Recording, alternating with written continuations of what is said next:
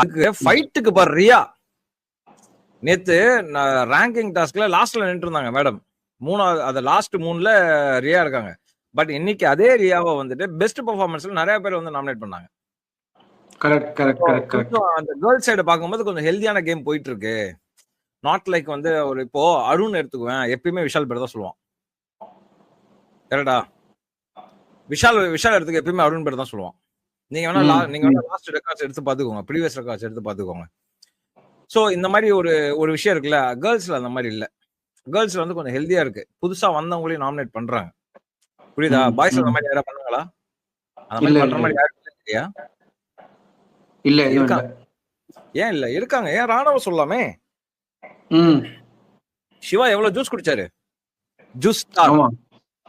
நாங்க பேர் வச்சுக்கிறோம் ஜூஸ் ஸ்டார். அச்சிட்டே இருக்கிறாங்க மிக்சில. உடனே பிக் பாஸ்